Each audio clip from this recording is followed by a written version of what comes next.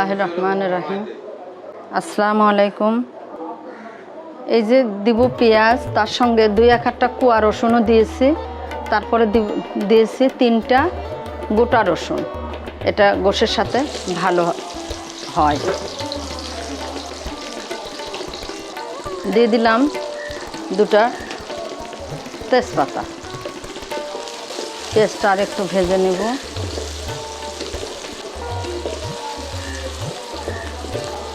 এই গোশের সাথে, গরুর গোশতের সাথে এই রসুনটা অনেক সুন্দর ভালো লাগে।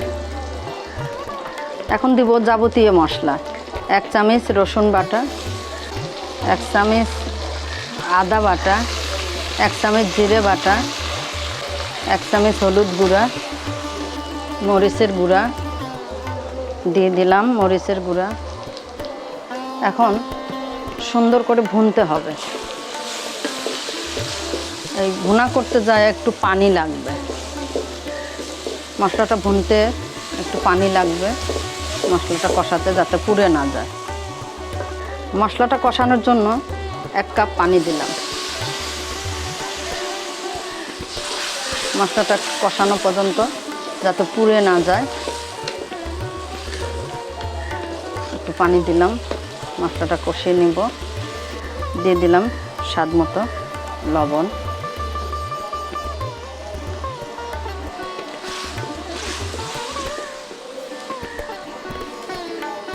এর মধ্যে দিব এখন থেতো করা 2-3টা কাঁচামরিচ, এখন টমেটো দিয়ে দিলাম।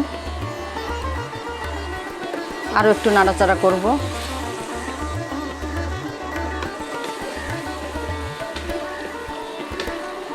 এখনই দিয়ে দিব গোস্তটা, গরুর গোস্ত। এখানে আমি 3 পোয়া মতো গরুর গোস্ত নিয়েছি।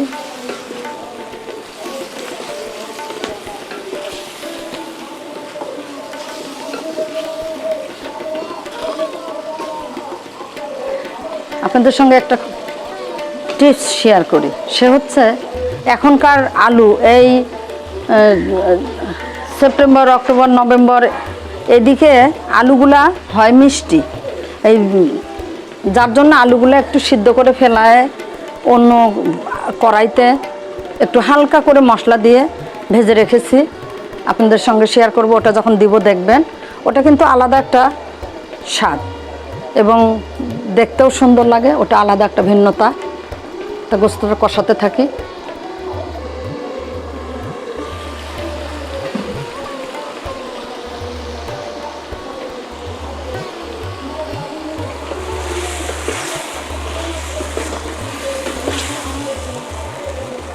এখন দিব মশলা গুঁড়ো, গরম মশলা বাটা। বরাবরই গোশের জন্য যে মশলাগুলো থাকে, লং, দারচিনি, বড় এলাচ, ছোটো এলাচ,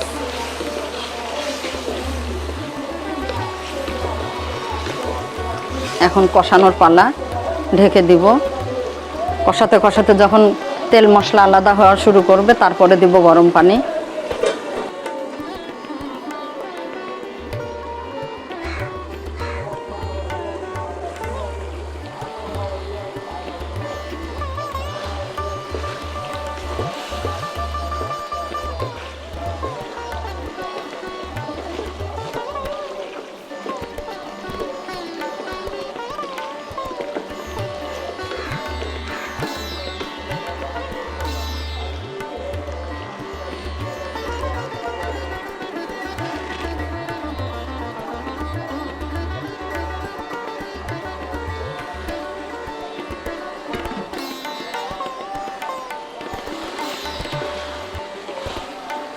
দেখুন কত সুন্দর লুকটা আসছে।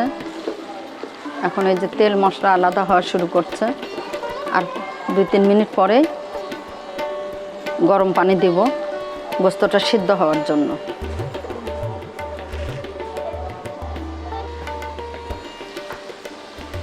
দর্শক দেখুন, গোস্ত থেকে মশলা তেল আলাদা হওয়া শুরু করেছে। এখন এই অবস্থাতে দিতে হবে সিদ্ধ হওয়ার যে ঝোলটা, অর্থাৎ গরম পানি। এটা এখনই দেওয়ার টাইম। এটা যখন অন্তত 10-15 মিনিট ধরে যখন সিদ্ধ হয়ে যাবে, মাখো মাখো হবে, তখন দিতে হবে আলুটা। কেন আলুটা আরও আগে দেওয়ার দরকার ছিল, কিন্তু কাঁচা আলু হলে আগে দেওয়া দরকার। কিন্তু আজকে আলুটা ছিলে বেছে কুটে সুন্দর করে, ওই যে বললাম মিষ্টি, এখনকার আলুটা মিষ্টিটা বের করে ফেলে তেলে ভেজে রেখেছি, ওটা দিব। এখন গোস্তটা সিদ্ধ হতে থাকুক।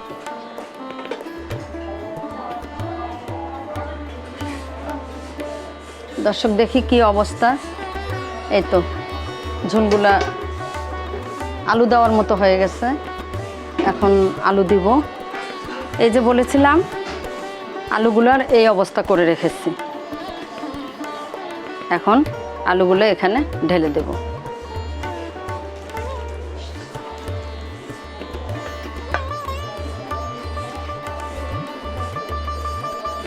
এই যে আলুগুলো ঢেলে দিলাম। এই যে এখন 10-12 মিনিট পরে মাখো মাখো, মানে ঝোলটা খুব পাতলা ঝোল খাবো না, হবে না। পাতলা ঝোলটা আবার বেশি ভালো লাগে না, পাতলা ঝোল ভালো লাগে নতুন আলু দিয়ে। তা এখন তো আলুর সিজন শেষের দিকে, আবার লাগানোর টাইম আসে যাচ্ছে। এটা এই অবস্থায় ঢেকে দেই।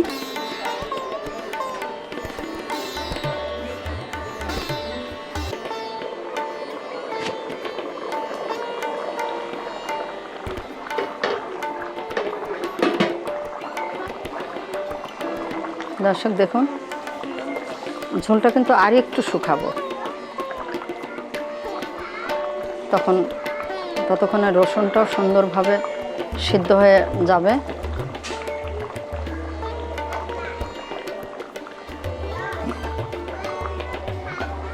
আবার ঢাকনা দিয়ে ঢেকে দেই। আর বেশিক্ষণ হবে না, একটু পরেই আপনাদের থেকে বিদায় নেব। এই আর কিছুক্ষণ হবে।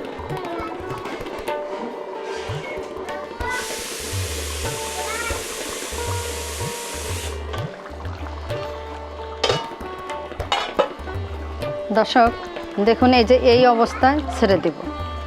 চুলার উপরে থাকলে আর একটু বসে যাবে, কিন্তু আসলে হয়ে গেছে। এভাবে খেলেও খাওয়া যাবে, কিন্তু এখন খেতে আর যাব না। এখন একটু চুলার উপরে থাকুক, অন্য অন্য কাজ আছে, বাকিটা করে নেই। বেশ, এই যে এই অবস্থায় দেখতে পাচ্ছেন। এই যে